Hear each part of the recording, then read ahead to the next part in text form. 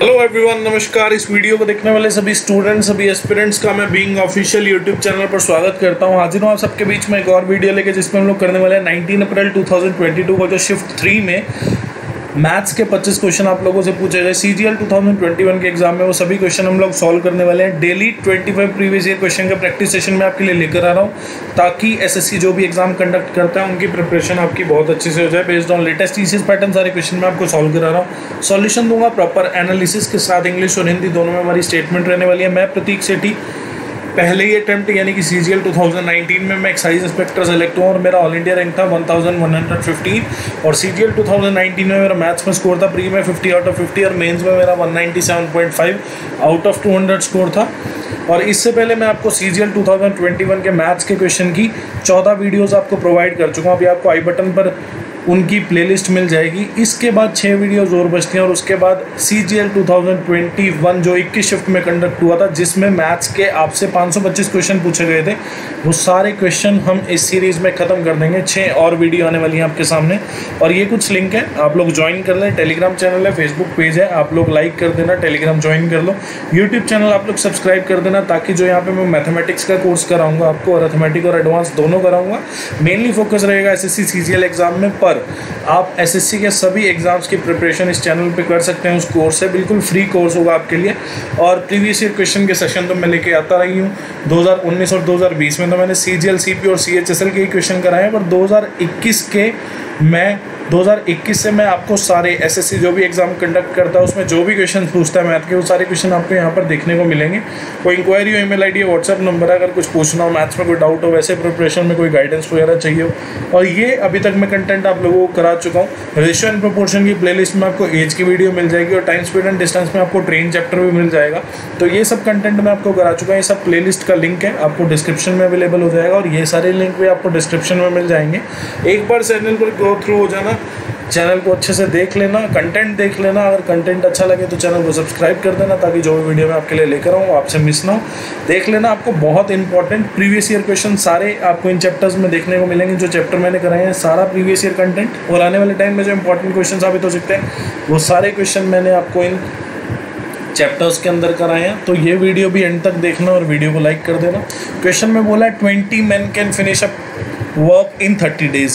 They started working together but 4 men left after 10 days. ठीक है, तो पहले तो आपने टोटल वर्क निकाल लिया। टोटल वर्क कैसे निकलता है आपको पता है? टोटल वर्क का फॉर्मूला क्या होता है? M into D into H, man into day into hour. तो आपने देखा कि यहाँ पे M और D की बात हो रही है, मतलब मैन और डे गिवन है, सिर्फ आपको आर्स आपको गिवन नहीं है। तो आपने देखा 20 मैन 30 दिन लगते हैं उनको काम करने में, तो टोटल वर्क कितना हो गया? 600।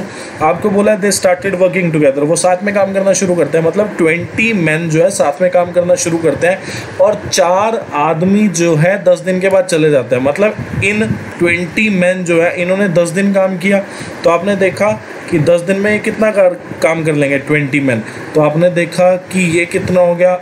M इंटू D 20 इंटू 10 कितना हो गया? मतलब आपने देखा 20 आदमियों ने 10 दिन काम किया, तो काम कितना कर लिया? 200। अब काम बचा कितना? 400 काम बचा है। और आपको बोला है क्या कि 4 मैन लेफ्ट द वर्क, मतलब थे कितने? 20 में से 4 चले गए, तो अब बचे कितने? 16। तो ये जो है ये आपके पास क्या है? वर्क। और अपॉन डे अगर मैं कर दूं, सॉरी अपॉन मैन अगर मैं कर दूं,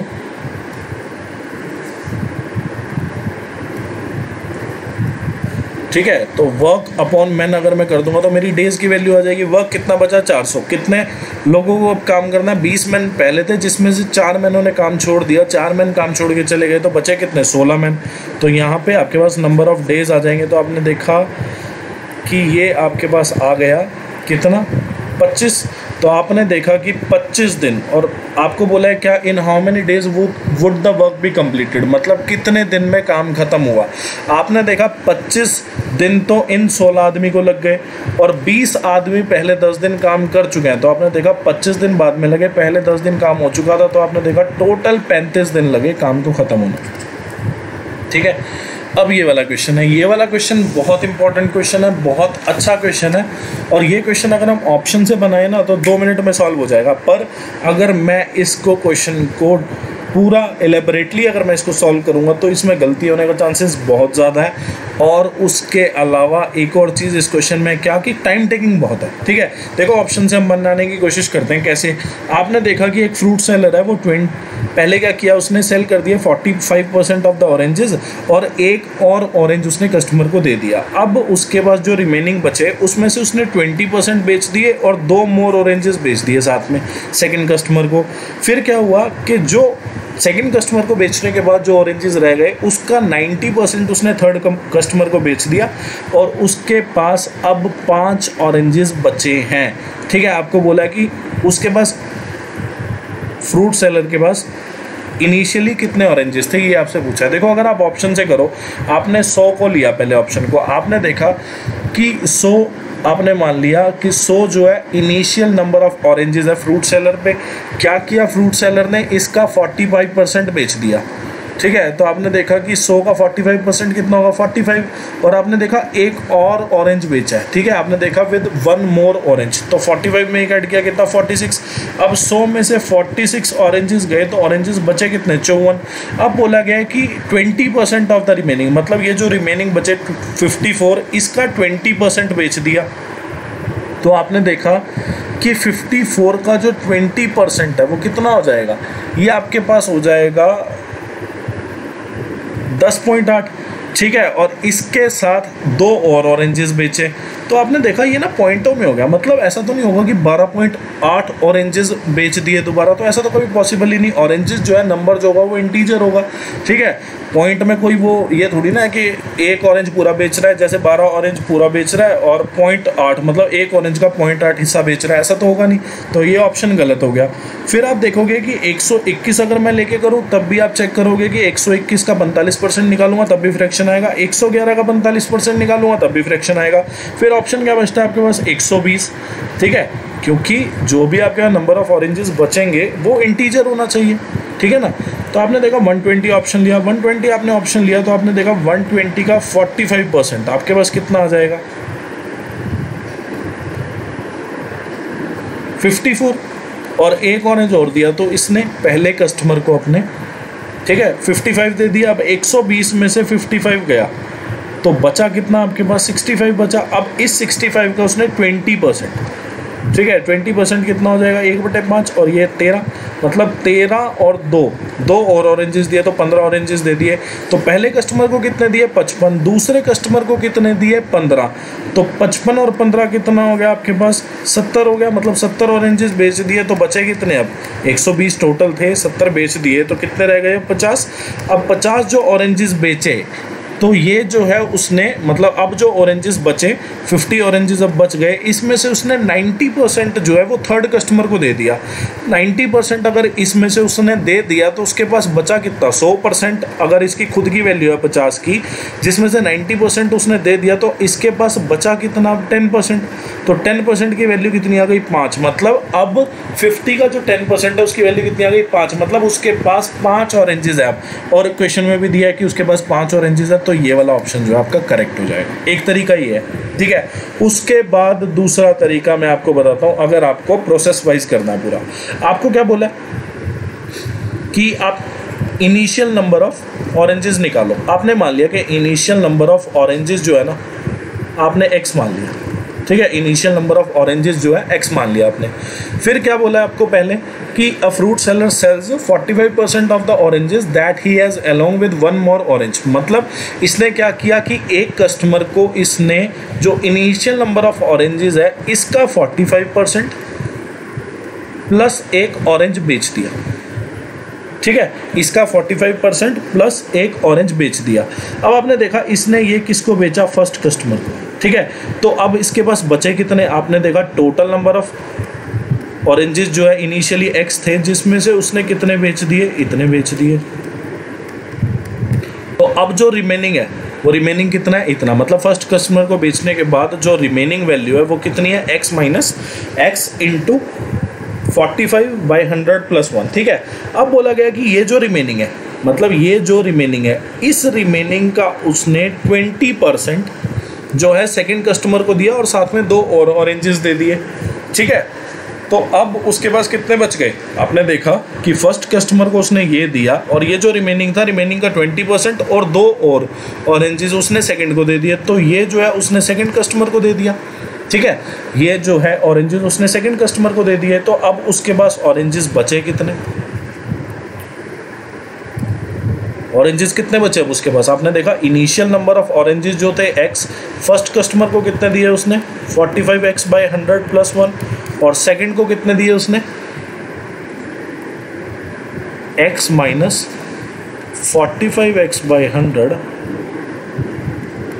+ 1, इसका 20% + 2।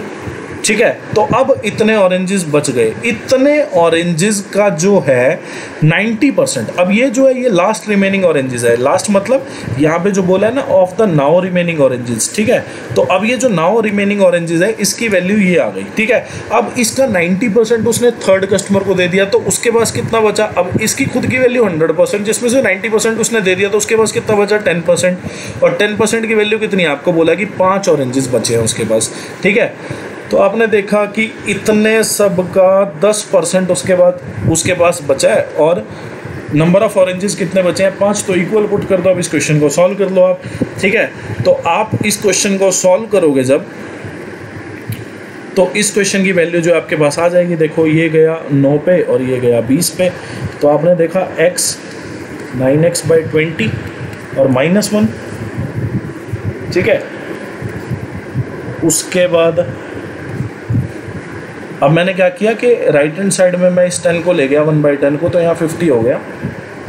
ठीक है, तो आपने देखा कि ये बटे 5 है और ये 9/20 है, तो x माइनस 9x/20 -1, इसका 1/5 + 2।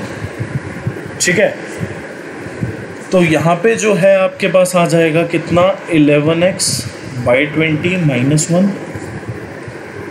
सिमिलरली यहाँ भी आ जाएगा 11x/20 -1, ये जो है 1/5 + 2 = 50। ठीक है, तो अब इसका फाइनल जो स्टेप है वो आपके पास क्या बचता है, आपको 1/5 से भी मल्टीप्लाई करना है, तो कर दो। आपने देखा 11x/20। ठीक है, और इस एक को राइट हैंड साइड में ले जाओ, यहाँ पे 51 लिख लो।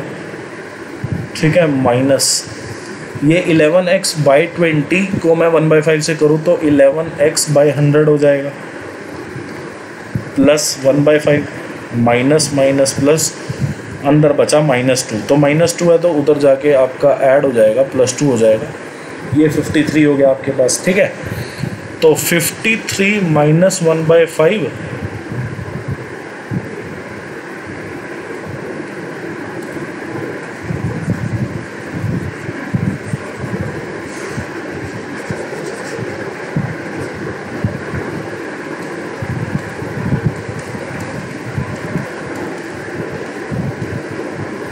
ठीक है, तो आपने देखा कि राइट हैंड साइड में क्या बचा, राइट हैंड साइड में आपके पास बचा 55x - 11x/100, और राइट हैंड साइड में लेफ्ट हैंड साइड में आपके पास बचा 55x - 11x/100, और ये कितना हो जाएगा आपके पास, ये हो जाएगा 265 में से एक गया 264/5। ठीक है, और इसको सॉल्व करके आपके पास आ रहा है 44x, तो ये जो है इसको कितने पे काटेगा, 6 पे काटेगा ये इसको। ठीक है, और ये इसको 20 पे काटेगा, तो x की वैल्यू जो है वो 20 × 6 यानी कि 120 हो जाएगी। तो ये पूरा क्वेश्चन है। ठीक है, तो आप देख सकते हैं कि ऑप्शन से अगर आप करेंगे तो सबसे बेस्ट रहेगा आप लोगों के लिए। ठीक है, क्वेश्चन में बोला है क्या कि ए बी एक कॉर्ड है सर्कल की जिसका सेंटर है O पे, तो ये जो सेंटर है ये O है।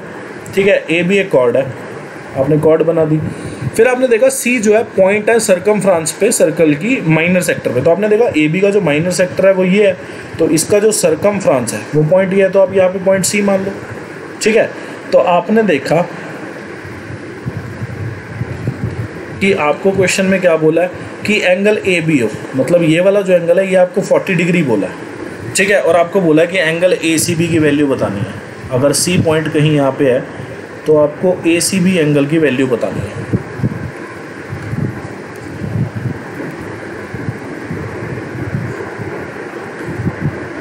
ये वाला एंगल आपको बताना है, ठीक है। देखो आपको एक चीज़ पता है क्या कि ओ बी और ओ ए जो है वो रेडियस होगी। अगर मैं ट्रायंगल ओ ए बी की बात करूँ तो ओ ए अगर ओ बी के इक्वल है तो दो साइड अगर इक्वल है किसी ट्रायंगल की तो इनके सामने वाले एंगल भी इक्वल होंगे। तो ये 40 और ये 40। अब आपको पता है sum of all angle of triangle कितना होता है 180 डिग्री। एक ट्रायंगल में दो एंगल जो हैं 40-40 के हैं तो दोनों का जोड़ कितना हो गया 80। तो तीसरा एंगल कितने का हो जाएगा 100 डिग्री। अब आपको पता है कंप्लीट एंगल कितने का होता है 360 डिग्री का। 360 में से अगर मैं 100 घटा दूँ तो कितना बचा 260 डिग्री। अब ए भी एक कॉर्ड है, सेंटर पे जो एंगल बना रही है सरकमफ्रांस पे उसका आधा एंगल बनाएगी। और आपने देखा मुंह किस साइड है, इसका मुंह अगर ऊपर साइड है तो इसका भी ऊपर साइड है। तो मतलब आपकी बात बिल्कुल ठीक है कि ए बी अगर एक कॉर्ड सेंटर पे एंगल बना रही है जो इधर साइड मूव करके, तो सरकमफ्रांस के पॉइंट पे भी इधर साइड मूव करके सेंटर का आधा एंगल बनाएगी। सेंटर में बना रही 260 तो उसका आधा कितना हो गया 130। अब ये वाला क्वेश्चन है, ट्रायंगल ए बी सी है, ठीक है, और बाइसेक्टर है एंगल बी ए सी का, मतलब ये जो एंगल बाइसेक्टर हो गया ये डी पे जाके मिलेगा बी सी को, ठीक है। सच दैट डी सी का जो लेंथ है वो ट्वाइस ऑफ बी डी है, मतलब डी सी और बी डी का जो रेशो है वो 2:1 है। तो आपने देखा डी सी और बी डी का जो रेशो है वो 2:1 है, मतलब बी डी और डी सी का रेशो कितना हो गया 1:2। आपको बोला है ए सी माइनस ए बी जो है वो आपका कितना है 5 सेंटीमीटर। तो आपको पता है क्या कि ए बी बाई ए सी की जो वैल्यू होती है वो क्या होती है B D by D C की वैल्यू। तो आपने देखा B D by D C की वैल्यू कितनी 1/2, मतलब रेशो में ए बी और ए सी जो है, मतलब ए बी और ए सी का जो रेशो है वो आपके पास कितना आ गया 1:2। तो आपने देखा कि ए सी माइनस ए बी की वैल्यू कितनी दी है 5। रेशो के हिसाब से अगर आप देखो दोनों का डिफरेंस कितना है 2 - 1, एक की वैल्यू कितनी 5। तो यहाँ से आप एक की वैल्यू 5 आ गई तो दो की वैल्यू आपके पास कितनी आ जाएगी 10। मतलब यहाँ पे आपने ए बी की वैल्यू, मतलब एक की वैल्यू 5 आ गई और ए सी की यानी कि 2 की वैल्यू आपके पास 10 आ जाएगी। तो ए बी की वैल्यू 5 हो गई, ए सी की वैल्यू आपके पास कितनी हो जाएगी 10। आपसे पूछा गया ए बी की वैल्यू आपको बतानी है। आपको बोला 2 successive discount of 20% and 25% on the mark price of an article are equal to single discount of इतना। देखो आपको एक चीज़ पता है क्या कि आपको 2 सक्सेसिव डिस्काउंट दिए हैं, कितने कितने के 20% और 25% का, ठीक है। आपको 2 सक्सेसिव डिस्काउंट दिए हैं, कितना 20% और 25%। तो आपने यहाँ से एक चीज़ देखी क्या कि पहले तो मैं क्या करता हूँ सिंगल इक्विवेलेंट डिस्काउंट की वैल्यू निकालता हूँ, मतलब इन दोनों डिस्काउंट को मिला के एक जो सिंगल इक्विवेलेंट डिस्काउंट बनेगा उसकी वैल्यू मैं निकालता हूँ। उसका फॉर्मूला आपको पता है क्या कि पहला डिस्काउंट प्लस दूसरा डिस्काउंट माइनस पहला इंटू दूसरा बाय 100। तो आपने देखा कि यहाँ से जो है आपने देखा कि 25 - 5 कितना 20, 20 और 20 कितना 40, मतलब 20% और 25% का अगर मैं टोटल वैल्यू देखूँ तो टोटल कितना डिस्काउंट दिया गया, मतलब 20% और 25% दो डिस्काउंट दिए गए। अगर मैं इन दोनों डिस्काउंट को मिला के अगर सिंगल इनका डिस्काउंट बनाना चाहूँ तो वो कह रहा है कि 40% डिस्काउंट दिया है। 40% जो है वो परसेंटेज के हिसाब से डिस्काउंट आ गया। सिंगल डिस्काउंट जो वैल्यू आई है 20 और 25% की वो कितनी आ गई 40%। परसेंटेज के हिसाब से 40% आया और रुपीज़ में आपको दिया है कि सिंगल डिस्काउंट जो है उसकी वैल्यू कितनी है 250। सिंगल इक्विवेलेंट डिस्काउंट की वैल्यू कितनी 40% और रुपीज़ में कितना है 250। तो 10% की वैल्यू कितनी आ गई आपके पास। अब कोई बोलेगा कि सर आपने 10% क्यों बनाया। देखो एक चीज़, क्या आपने देखा ये 40% है, 40% क्या है डिस्काउंट, और डिस्काउंट जो है रुपीज़ में आपको कितना दिया है 250। अगर मैं इस 40% की वैल्यू से 100% वैल्यू बनाऊंगा, अगर मैं इस 40% की वैल्यू से 100% वैल्यू बनाऊंगा तो 100% वैल्यू किसकी बनेगी। अब जिस पे ये डिस्काउंट निकाला जाता है आपको पता है डिस्काउंट की वैल्यू 40%। अगर मैं इस 40% से 100% बना रहा हूँ तो मैं किसकी वैल्यू निकाल रहा हूँ। आपको पता है कि 40% किसकी वैल्यू डिस्काउंट निकाला किस पे जाता है, डिस्काउंट निकाला जाता है मार्क प्राइस पे। तो डिस्काउंट की अगर 40% की वैल्यू 250 है, अगर इस 40% से अगर मैं 100% बना रहा हूं तो मतलब मैं मार्क प्राइस की वैल्यू निकाल रहा हूं। 40% की वैल्यू अगर 250 है तो 10% की वैल्यू आपके पास कितनी हो जाएगी 250/4, और 100% की वैल्यू आपके पास कितनी हो जाएगी 250/4 इंटू 100 इंटू 10 आएगा, सॉरी ठीक है, क्योंकि ये डिवाइड किया 4 से और यहाँ पे मल्टीप्लाई किया 10 से। ठीक है, तो आपने देखा कि ये पहले इसको 5 पे काटा 125, तो आपका जो मार्क प्राइस है वो कितना हो जाएगा, 625 हो गया आपका मार्क प्राइस। फिर आपको क्वेश्चन में बोला है क्या कि mark price of an article, mark price जो है वो कॉस्ट प्राइस का 25% अबव है, मतलब कॉस्ट प्राइस की जो वैल्यू है उससे 25% ज़्यादा है। तो आपने देखा कॉस्ट प्राइस की खुद की वैल्यू 100%, जिसमें 25% का इंक्रीमेंट हो गया तो कितना हो गया 125%। अब मार्क प्राइस कितना है 625, आपने इसको काटा ही गया 5 पे, तो कॉस्ट प्राइस की जो वैल्यू है कितनी आ जाएगी 5 × 100 कितना 500, तो कॉस्ट प्राइस कितना आ गया 500 रुपये। अब ये वाला क्वेश्चन है, आपको बोला है shopkeeper bought 60 pencils at a rate of 4 rupees 5, मतलब 5 रुपये की उसने 4 पेंसिल खरीदी, मतलब 5 रुपये की उसने 4 पेंसिल खरीदी। आपने देखा 4 पेंसिल अगर 5 की खरीदी तो टोटल पेंसिल उसने कितनी खरीदी 60, तो आपने देखा कि 60 बनाने के लिए क्या करना पड़ेगा 15 से मल्टीप्लाई, मतलब उसने 60 पेंसिल जो है वो कितने की खरीदी उसने 75 रुपये की। उसके बाद अनदर 60 पेंसिल उसने खरीदी, मतलब 2 पेंसिल उसने 3 की खरीदी। ठीक है, तो 2 पेंसिल 3 की खरीदी और खरीदी कितनी पेंसिल है 60।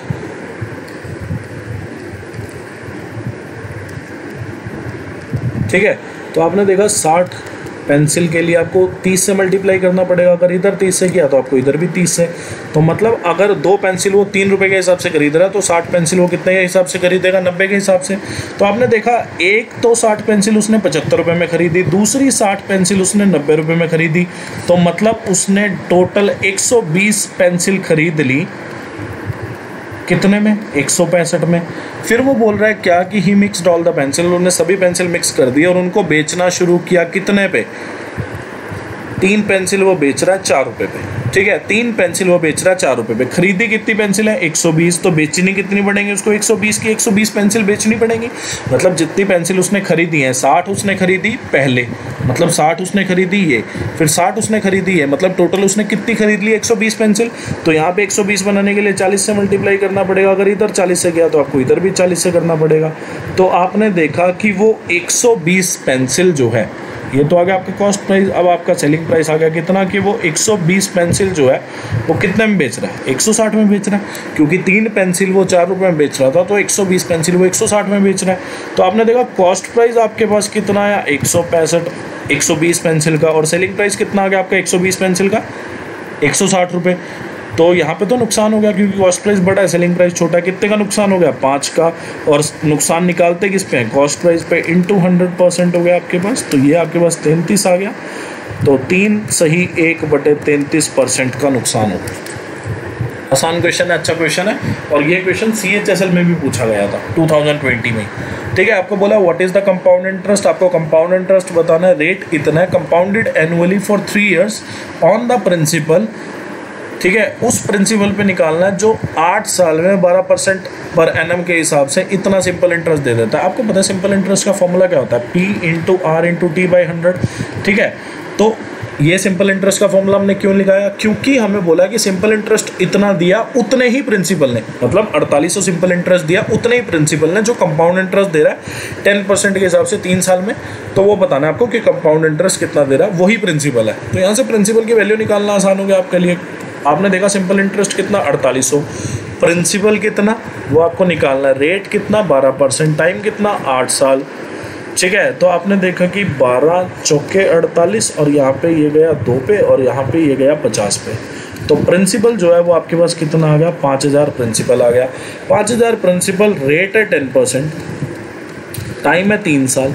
ठीक है, तो कंपाउंड इंटरेस्ट निकाल लो। आपने देखा पहले साल जो कंपाउंड इंटरेस्ट आएगा वो कितना आएगा, सबसे पहले आपको पता है कि सिंपल इंटरेस्ट क्या होता है, जो प्रिंसिपल पे इंटरेस्ट आता है हर साल जो है प्रिंसिपल पे इंटरेस्ट आता है, हर साल जो है सेम इंटरेस्ट आता है, उसको सिंपल इंटरेस्ट बोलते हैं। कंपाउंड इंटरेस्ट क्या होता है, जो प्रिंसिपल पे तो इंटरेस्ट आता है साथ में इंटरेस्ट पे भी इंटरेस्ट आता है। तो आपने देखा प्रिंसिपल कितना है 5000, रेट कितना है 10%, टाइम कितना है 3 साल। तो पहले साल का जो इंटरेस्ट होगा, पहले साल का जो इंटरेस्ट होगा खाली प्रिंसिपल में निकलेगा, क्योंकि अभी तक इंटरेस्ट तो कोई आया ही नहीं है।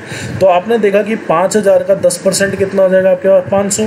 फिर आपने देखा सेकंड ईयर जो है अब आपके पास प्रिंसिपल भी है इंटरेस्ट भी है, तो आपने देखा प्रिंसिपल पे इंटरेस्ट कितना आ जाएगा आपके पास दोबारा 500 ही आ जाएगा, क्योंकि रेट ऑफ इंटरेस्ट कितना है 10%, प्रिंसिपल कितना 5000। अब ये जो 500 है ये इंटरेस्ट है पहले साल का, इसका भी 10% आपको ब्याज आएगा, कितना 50 थर्ड ईयर। फिर दोबारा प्रिंसिपल पे ब्याज आ जाएगा आपका 5000 का 10% कितना 500। फिर आपने देखा कि अब 500 और 500 1000 ब्याज हो गया, इसका 10% कितना होगा 100, और फिर इस 50 का 10% जो है वो कितना हो जाएगा 5 हो जाएगा। तो इसको आपने जोड़ा कि 1500 में 150 जोड़े फिर 5 जोड़ा, तो ये आपके पास कितना होगा 1655, मतलब 3 साल का जो कंपाउंड इंटरेस्ट है आपके पास वो कितना आ जाएगा 1655। ये वाला क्वेश्चन है, ठीक है। आपको बोला है कि अखिल जो है पहले 12 किलोमीटर इतने की स्पीड पे राइड करता है, फिर 6 किलोमीटर इतने की स्पीड पे राइड करता है। आपको एवरेज स्पीड बतानी है। देखो एवरेज स्पीड का फॉर्मूला आप सबको पता है क्या होता है, total distance travelled by total time taken, ठीक है। तो आपने देखा डिस्टेंस लिखा यहाँ पे, स्पीड लिखा यहाँ पे, टाइम। आपने देखा डिस्टेंस पहले कितना 12 किलोमीटर ट्रेवल कर रहा है, कितने की स्पीड पे 16 किलोमीटर पर आवर की स्पीड पे। फिर उसने 6 किलोमीटर ट्रेवल किया, कितने की स्पीड पे 20 किलोमीटर पर आवर की स्पीड पे। तो आपने देखा टाइम क्या होता है डिस्टेंस अपॉन स्पीड, डिस्टेंस कितना 12, स्पीड कितनी 16, तो ये कितना आ गया 3/4, ठीक है 3/4 आ गया। फिर आपने देखा कि यहाँ पे कितना डिस्टेंस इतना, स्पीड इतना, तो ये कितना आ गया आपके पास 3/10 आ गया। तो आपने देखा कि टाइम जो है 12 किलोमीटर को ट्रैवल करने में 3/4 घंटे लगा, और 6 किलोमीटर को ट्रैवल करने में कितना लगा 3/10, या फिर इसको आप मिनट में भी चेंज कर लो। आपको पता है 3/4 घंटे को अगर मैं मिनट में चेंज करूँगा तो इंटू 60 करना पड़ेगा। तो 3/4 इंटू 60, 4 जो है 60 को 15 में काटेगा, 15 3 45, और यहाँ पे अगर आपको मिनट में चेंज करना है तो ये 18 मिनट हो जाएगा, इंटू 60 कर दोगे आप, ठीक है। तो आपने देखा कि टोटल कितना डिस्टेंस ट्रेवल किया 12 और 6 18, और टाइम कितना लगा, टाइम आपने देखा 45 मिनट, और 18 मिनट कितना मिनट हो गए 63 मिनट। इसको आप दोबारा आर में चेंज कर दो, क्योंकि स्पीड आपको किलोमीटर पर आवर में पूछा है, ये किलोमीटर है, ठीक है। तो आपने 63 मिनट को आर में चेंज कर दिया, बजाय कि आप 3/4 और 3/10 को जोड़ते, तब भी आपका ये आता 3/4 और 3/10 को अगर आप जोड़ोगे तब भी आपका यही आएगा। देखो फाइनली ये ना आगे कट भी रहा है 21/20, ठीक है। तो आपका 3/4 और 3/10 को जोड़ के 21/20 ही आना है, ठीक है। तो ये गया 7 पे, ये गया 6 पे, तो 120 सॉरी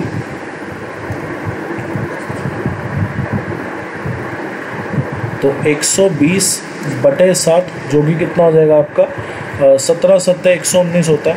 तो 17 से ही 1/7 kilometre per hour is the correct answer.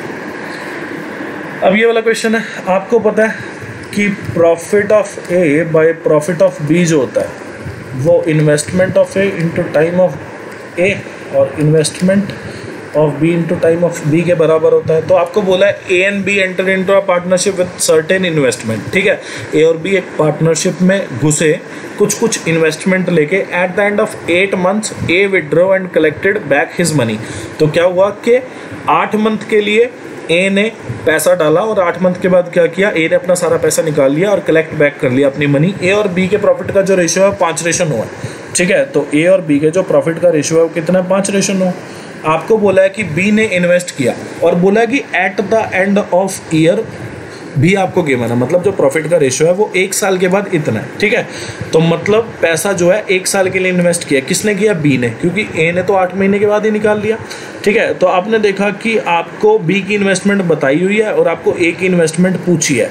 तो आपने देखा ए की इन्वेस्टमेंट आई ए से आपने डिनोट कर दिया, टाइम ऑफ ए, टाइम कितने टाइम के लिए ए ने इन्वेस्ट किया 8 महीने के लिए। फॉर इन्वेस्टमेंट ऑफ बी कितनी है 36,000, और बी ने कितने टाइम के लिए इन्वेस्ट किया, आपने देखा बी ने जो है पूरे साल यानी कि 12 महीने के लिए इन्वेस्ट किया। तो आपने देखा ये गया 2 पे, ये गया 3 पे, ये गया 3 पे, और फिर ये गया 12 पे। तो आपने देखा 12 पंजे यहाँ पे, ये 6 पे भी जाएगा, ठीक है। तो 6 पंजे कितना हो जाएगा 30। तो 30,000 जो है इन्वेस्टमेंट है किसकी, ए की। अब ये वाला क्वेश्चन है, देखो अब आपने देखा ऑप्शन में जो है ना साइन और कॉस ही है, तो आप सारे क्वेश्चन को साइन और कॉस में चेंज कर लो। और एक तरीका और है, आप ए की वैल्यू 30 या 60 मान के भी क्वेश्चन सॉल्व कर सकते हो, ठीक है। ए की वैल्यू अगर आप 30 देखो 0 डिग्री मानोगे तो ये दोनों ऑप्शन जो है इक्वल हो जाएंगे, ठीक है। 0 डिग्री मानने पे, सॉरी 0 नहीं 90 डिग्री मानने पे ये वाले दोनों ऑप्शन इक्वल हो जाएंगे, तो 90 तो मत मानना, ठीक है। उसके बाद आप इसमें अगर 0 डिग्री मानेंगे तो बी और सी ऑप्शन इक्वल हो जाएगा आपस में, ए भी डी भी इक्वल हो जाएगा, तो 0 और 90 तो मत ही मानना, ठीक है। 45 मानोगे तो ये दोनों ऑप्शन इक्वल हो जाएंगे, 45 भी ना मानना, तो 30 या 60 में से कुछ भी मान लेना, ठीक है। 30 डिग्री या 60 डिग्री में से कुछ भी मान के क्वेश्चन सॉल्व करके देख लेना, हो जाएगा। अब आप अगर इसको पूरा डेरिवेटिवली सॉल्व करना है तो आप सब कुछ साइन और कॉस में चेंज कर दें। आपने देखा कॉस है और 1 माइनस साइन है बाई कॉस है, तो यहाँ साइन है, 1 माइनस कॉस है बाई साइन है, माइनस का साइन है, ठीक है। तो आपने देखा कि कॉस ए और नीचे क्या हो जाएगा, कॉस है माइनस साइन है बाय कॉस है, तो बाय कॉस ए को मैं ऊपर ले गया तो यहाँ कॉस स्क्वायर हो गया। सिमिलरली यहाँ साइन स्क्वायर ए हो जाएगा, यहाँ sign A minus cos A हो जाएगा, ठीक है। और अगर मुझे यहाँ पे बनाना है इसी तरह similar cos A minus sign है, तो मुझे यहाँ माइनस का साइन लगा देना पड़ेगा,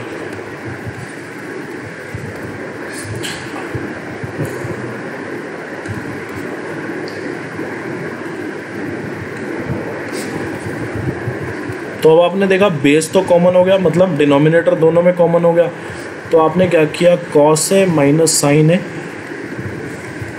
लिख लिया नीचे, ऊपर क्या हो गया, कॉस स्क्वायर ए माइनस साइन स्क्वायर ए। तो आपको बताइए ए स्क्वायर माइनस बी स्क्वायर लिखा है, इसको आप लिख सकते हो क्या, कॉस ए माइनस साइन है और कॉस ए प्लस साइन है, ठीक है। तो ये तो कट गया। तो फाइनली इतनी चीज़ को सॉल्व करके आपके पास क्या आया, कॉस ए प्लस साइन है, और फिर आगे माइनस साइन ए लगा है, तो इसको काटोगे तो कॉस ए जो है आपका करेक्ट आंसर हो जाएगा। अब ये वाला क्वेश्चन है, ये वाला क्वेश्चन खुद कर लेना। इससे पहले क्वेश्चन 2 बार पूछा जा चुका और 19 अप्रैल शिफ्ट 1 में क्वेश्चन था ये, ठीक है। सिमिलर क्वेश्चन था, 60 डिग्री आंसर था, बस यहाँ पे वैल्यूज़ थोड़ी अलग थी, और क्वेश्चन ये करा चुका हूँ मैं, तो खुद से कर लेना है। अब ये वाला क्वेश्चन है, ये वाला क्वेश्चन भी मैं आपको करा चुका हूँ, ठीक है। 2 बार हो चुका है इससे पहले क्वेश्चन, CGL 2021 के ही क्वेश्चंस में, और 19 में भी क्वेश्चन आया है, CGL 19 में, और 20 में भी ये क्वेश्चन आया, ठीक है। तो ये क्वेश्चन भी आप खुद से कर लेना। देखो मैं बता देता हूँ जल्दी जल्दी में। देखा आपने 12 नंबर का आपको एवरेज दिया है कितना, 42, ठीक है। इसमें जो लास्ट के 5 नंबर है उनका एवरेज है 40, और पहले के जो 4 नंबर है उसका एवरेज कितना है, 44। तो आपने देखा पहले 4 और लास्ट के 5 नंबर, मतलब इन्हीं 12 में से पहले 4 और लास्ट के 5 नंबर का आपको एवरेज दिया है, मतलब आपको 5th 6th और 7th नंबर के बारे में इन दोनों में से किसी में नहीं बात हुई। मतलब ये लास्ट के 5 नंबर, ये पहले 4, तो 5वें 6ठे और 7वें नंबर की इस 12 नंबर में से बात हुई नहीं। मतलब इस 12 नंबर में जो 5वां 6ठा और 7वां नंबर है, तो उसकी बात हुई ही नहीं है लास्ट 5 और पहले 4 नंबर में।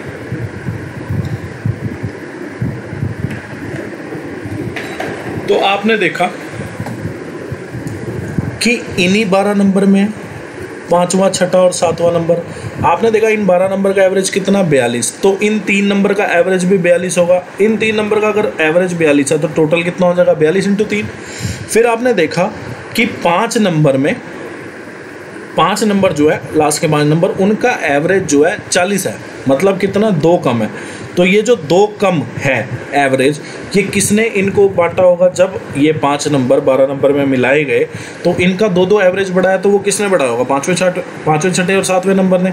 तो एवरेज अगर 2 बढ़ा है तो टोटल कितना बढ़ा है, 2 × 5, क्योंकि 5 बंदे हैं। फिर आपने देखा इनका 44 है, और इनका 44, 4 नंबर का जो एवरेज है वो 44 है, और जब 12 नंबर में इनको मिलाया जाता है तो इनका एवरेज हो जाता है 42। तो घटाया कितना गया, 2। तो वो किसने ले लिया होगा, 5वें 6ठे और 7वें नंबर ने ले लिया होगा। मतलब ये जो 44 से 42 हो जाएगा जब ये 4 नंबर 12 नंबर में मिलेंगे, तो इनका एवरेज 2 घट जाएगा। अब वो जो 2 घटेगा वो घटाएगा कौन, 5वां 6ठा और 7वां नंबर। तो आपने देखा ये कितना हो जाएगा एवरेज, अगर 2 घट रहा है तो टोटल कितना घटेगा, 4 बंदों का 8 घट जाएगा, ठीक है। तो आपने देखा ये कितना आ गया, 42 × 3 प्लस 2 इंटू 5 माइनस 2 इंटू 4, तो 42 इंटू 3 की वैल्यू आपके पास कितनी आ जाएगी? आ गया आपके पास 126, और 10 माइनस 8 कितना? प्लस 2, ये कितना हो गया? 128। तो पाँचवें, छठे और सातवें नंबर का जो सम है आपके पास, वो आपके पास कितना आ गया? 128। अब आपको बोला है कि सिक्स्थ नंबर जो है वो 6 कम है पाँचवें नंबर से, तो और फिर बोला है सिक्स्थ नंबर जो है 5 कम है सातवें नंबर से। तो आपने क्या किया? सिक्स्थ नंबर को एक्स लेट कर लिया, तो पाँचवा नंबर आपके पास क्या हो गया? x plus 6। अगर 6, छठा जो नंबर है वो पाँचवें नंबर से 6 कम है, तो पाँचवा नंबर 6 ज़्यादा होगा उससे, और सातवां नंबर जो है वो आपका क्या हो जाएगा? x plus 5। ठीक है, तो आपने देखा 3x प्लस 11 की वैल्यू 128, तो 3x की वैल्यू कितनी हो जाएगी? 128 में से 11 गए तो आपके पास कितने आ गए? 117। तो x की वैल्यू जो है वो आपके पास कितनी आ जाएगी? 39। आपको बोला एवरेज बताना है सिक्स्थ नंबर और सेवन्थ नंबर का। सिक्स्थ नंबर क्या है? x, सेवन्थ नंबर क्या है? x प्लस 5, इसका एवरेज बताना है। तो सिक्स्थ नंबर, सेवन्थ नंबर कितने हैं? 2, तो दोनों नंबर का एवरेज बनाना है, तो बटे 2 कर देंगे हम। तो आपने देखा 39 प्लस 5 बाय 2, तो ये देखा आपने 39 और 39 कितना? 78 में 5 जोड़ूंगा 83 बाय 2, तो ये कितना हो जाएगा? 41.5। ये आपका करेक्ट आंसर है। अब ये वाला क्वेश्चन है, आपको बोला है क्या कि एक नंबर है क्या K 53206K, ठीक है, इज डिविजिबल बाय 6। अब 6 पे अगर डिविजिबल होना है तो 6 को कोप्राइम में डिवाइड करूँ तो कितना आएगा? 2 इंटू 3, मतलब एक तो उसको 3 का डिविजिबिलिटी रूल फॉलो करना है, दूसरा नंबर जो है इवन होना चाहिए, क्योंकि 6 जो होता है वो 2 और 3 का मल्टीपल होता है, तो 2 का अगर डिविजिबल होना है किसी नंबर को तो नंबर को इवन होना चाहिए। तो आपको बोला है कि find the value of k। अब देखो k की वैल्यू ना तो 1 पॉसिबल है ना 7 पॉसिबल है। क्यों नहीं पॉसिबल? क्योंकि अगर मैं k की वैल्यू 1 रखूँ या 7 रखूँ, नंबर जो है ऑड हो जाएगा। ऑड नंबर जो है वो 2 पे कैसे चला जाएगा? मतलब 1 और 7 कभी वैल्यू हो ही नहीं सकती। किसकी नहीं हो सकती? k की, ठीक है, क्योंकि यहाँ पे यूनिट डिजिट जो है वही k है। और फिर उसके बाद आपने देखा 6 और 3 9, तो इसको तो गिनो भी ना चाहे, 6 और 3 9, ये 3 पे चला गया, तो 5 और 2 7, 7 प्लस 2 k, ठीक है, 7 प्लस 2 k। अब k की वैल्यू में ऐसी क्या रखूं जो आपको 3 का डिविजिबिलिटी रूल फॉलो करा दे? आपने रखा k की वैल्यू 2, k की वैल्यू आपने 2 रखा, तो 7 प्लस 2 इंटू 2 कितना? 4 प्लस 7 11, 11 क्या 3 पे जाता है? नहीं जाता। फिर आपने k की वैल्यू 4 रखी, k की वैल्यू 4 रखी, तो 7 प्लस 2 इंटू 4, 2 इंटू 4 कितना? 8 प्लस 7 कितना? 15, 15 जो है 3 पे चला जाता है। तो आपने देखा कि 2 जो है k की वैल्यू नहीं है, k की वैल्यू कितनी हो जाएगी? 4 हो जाएगी आपके पास। अब ये वाला क्वेश्चन है, आपको बोला है find the greatest 3 digit number which when divided by 3 4 5 8 leaves remainder 2 in each case, ठीक है। अब एक चीज़ आप ध्यान देना, आप बोलोगे कि सर यहाँ पे ग्रेटेस्ट नंबर है, और आपने बताया था हमें क्या कि सर ग्रेटेस्ट नंबर अगर पूछा जाए आपसे तो वो HCF पूछ रहा होता है। भाई इसको भी पहचानने का एक तरीका होता है, वो आपको बोल रहा है कि ग्रेटेस्ट 3 डिजिट नंबर बताओ।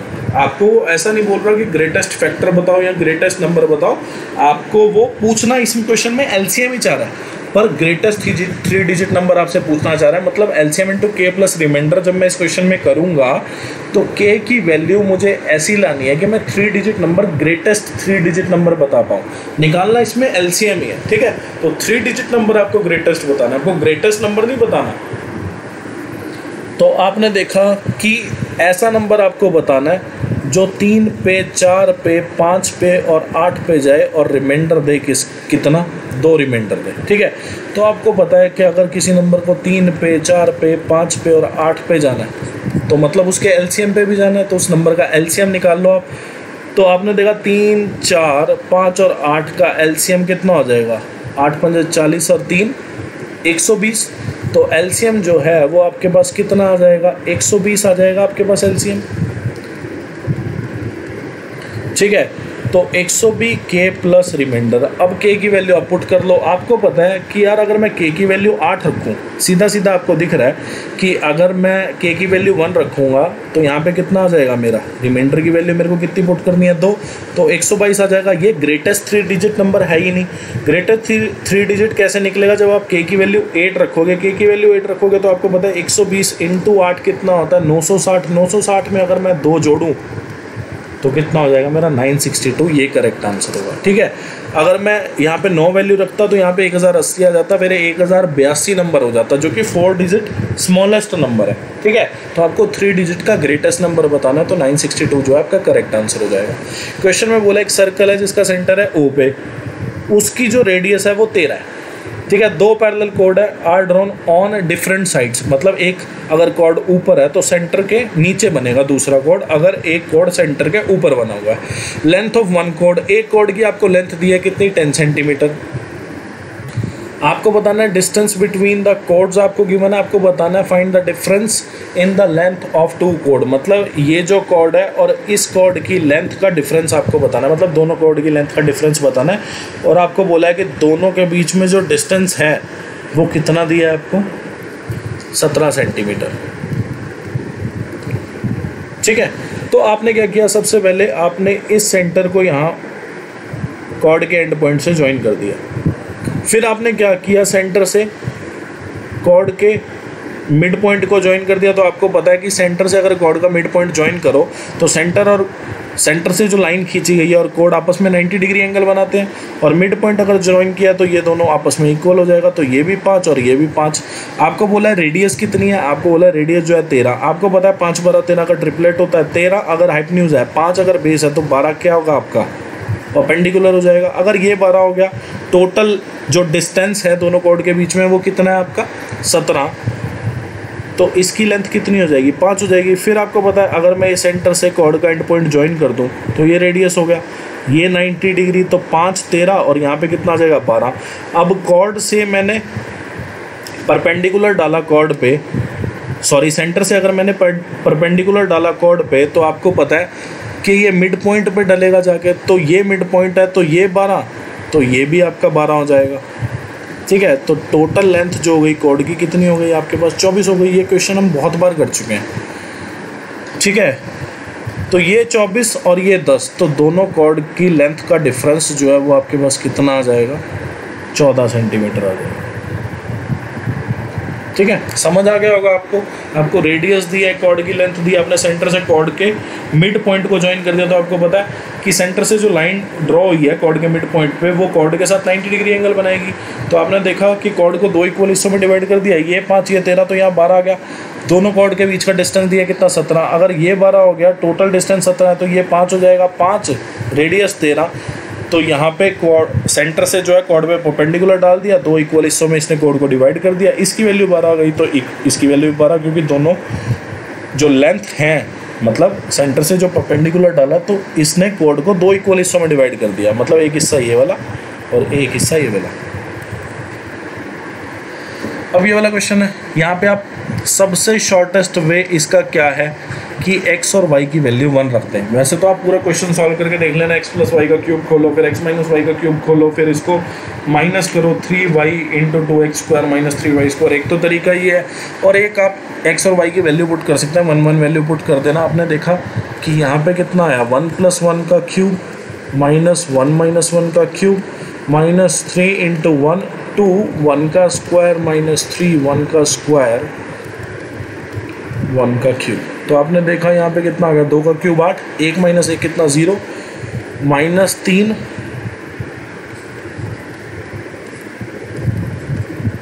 तो 8 प्लस 3 कितना हो जाएगा आपका, ये माइनस 1 हो जाएगा इसको सॉल्व करके। तो माइनस 1 इंटू माइनस 3 कितना हो जाएगा, प्लस का 3, तो k की वैल्यू आपके पास 11 आ जाएगी। आसान क्वेश्चन।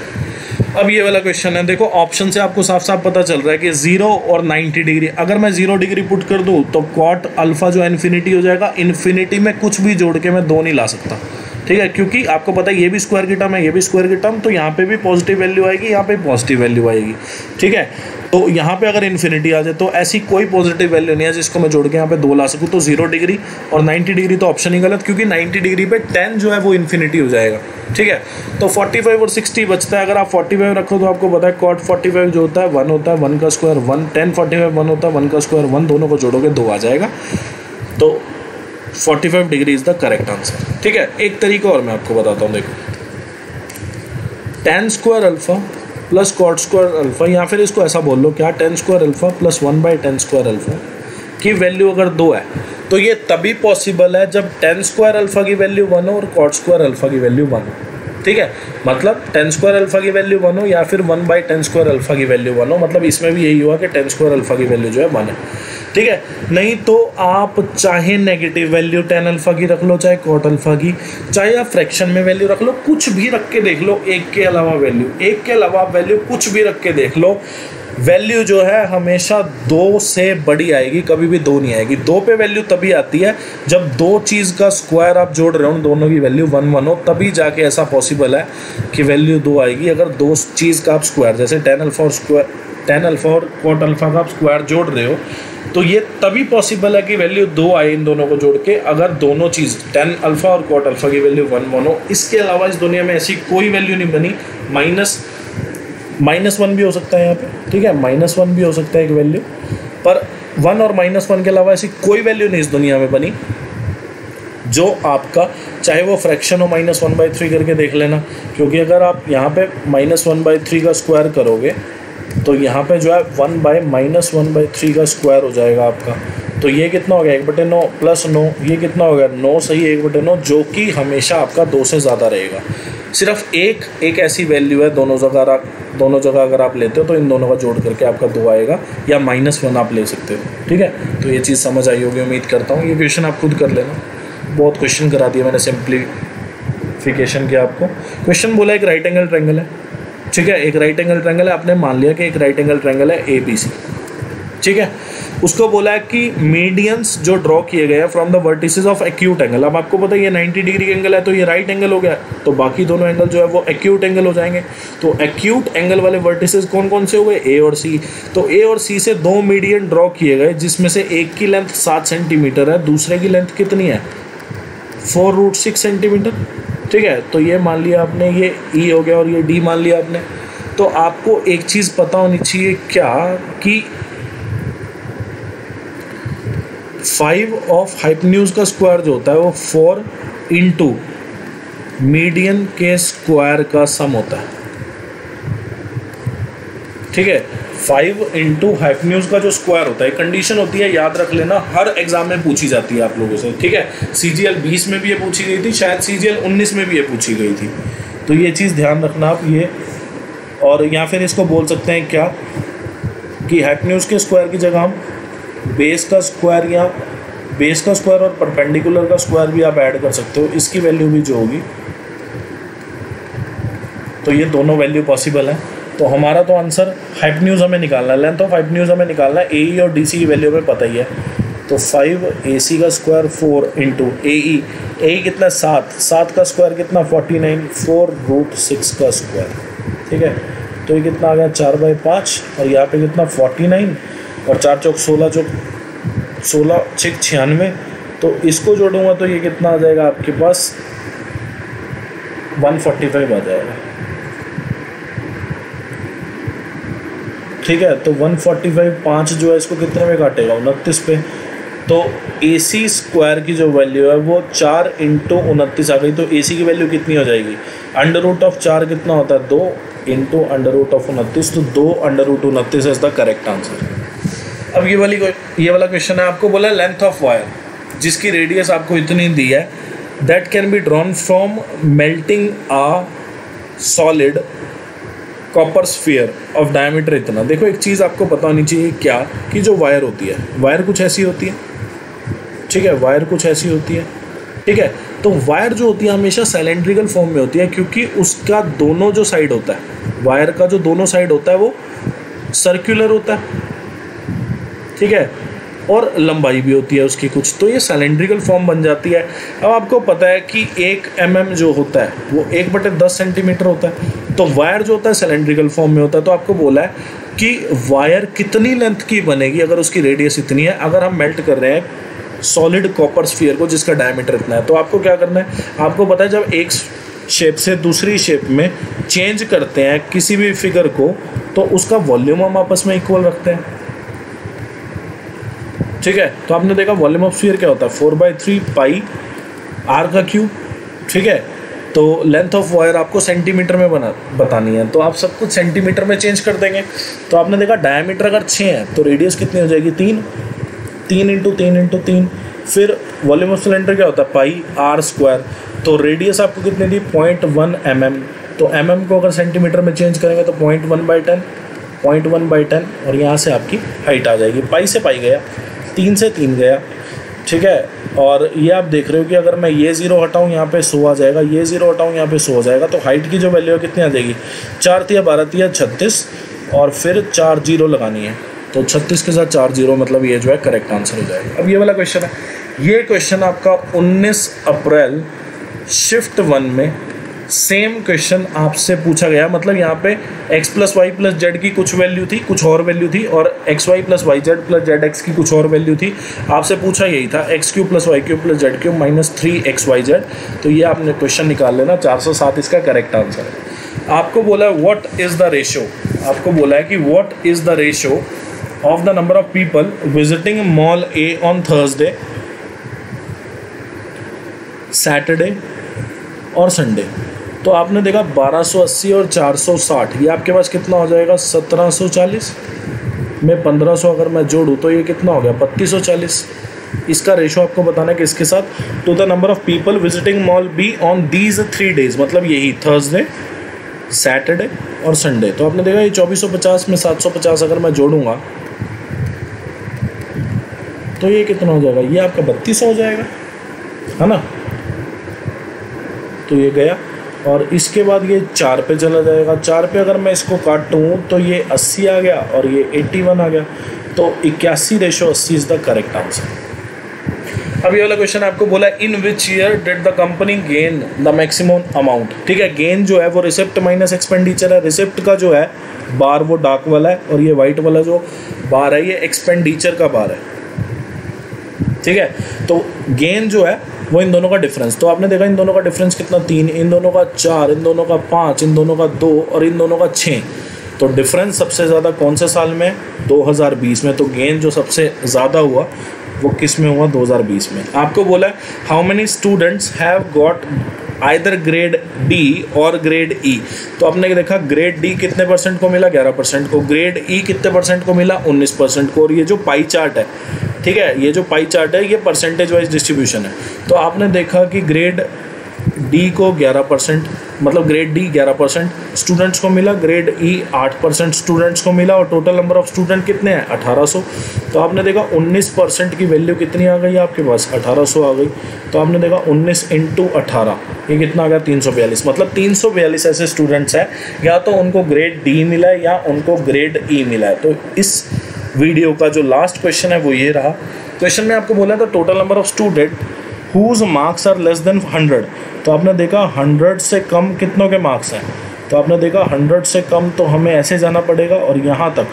तो आपने देखा ये कितना, 10 और 18 28, और ये तो जोड़ा 77 + 28 आपके पास कितना हो जाएगा, 105।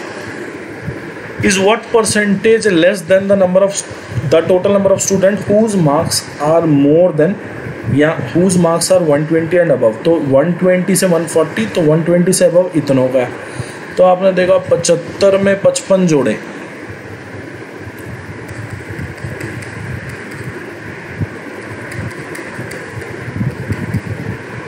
तो आपने देखा 75 में 55 जोड़े तो ये 130 हो गया। तो आपने देखा 75 में 55 130 और 40 170 और 185 हो गया। तो ये बताना है कि 105 जो है 185 से कितना कम है, आपसे लेस देन पूछा है। तो आपने देखा 80 कम है, पूछा कितने पे, 185 पे इंटू 100%, ठीक है। तो आपने देखा कि 5 पे अगर मैं काटूँ तो ये जा रहा है 16 पे, और अगर मैं इसको 5 पे काटूँ 185 को, तो ये आपका जाएगा 15, 35, ये जाएगा 7 पे 370। ठीक है, 37 आ गया आपका यहाँ पे।